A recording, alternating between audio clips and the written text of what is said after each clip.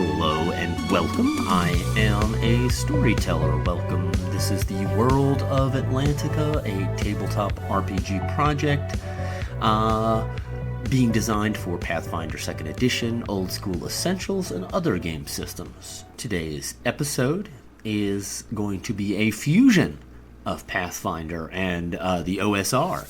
Because what we're going to do is take the Charhide Goblin, an ancestry from Pathfinder 2nd Edition, and create a new Old School Essentials class, which we're calling the Charhide Goblin Emissary.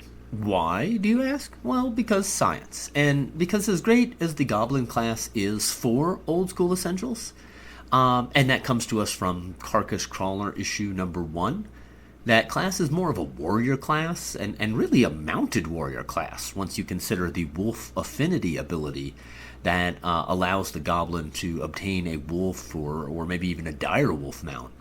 At any rate, the Charhide Emissary class does not have the wolf affinity ability.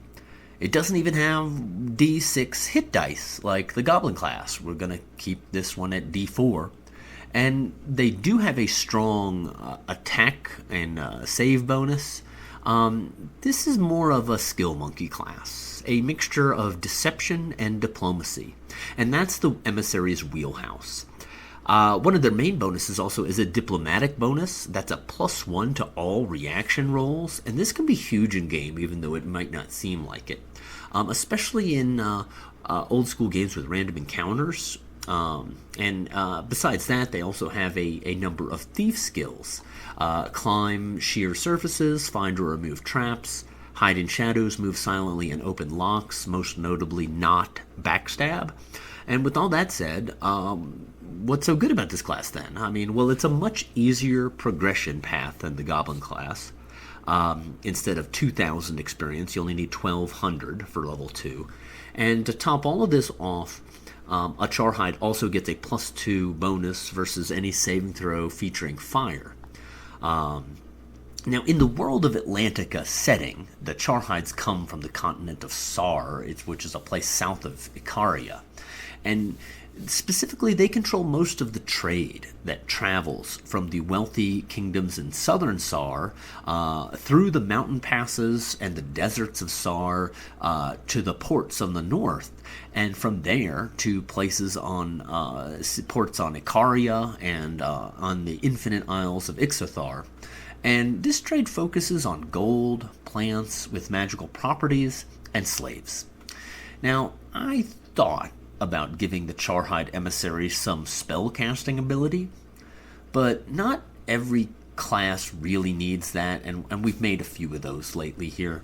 And while the idea of a Charhide Fire Mage or something like that does sound cool to me, the real inspiration for this class, other than just having a somewhat fire-resistant goblin character, which I like that idea, is from a poem from 1862 called Goblin Market, a narrative poem by Christina Rossetti, and it tells the story of two sisters, Laura and Lizzie, who are tempted by the fruits of goblin merchants.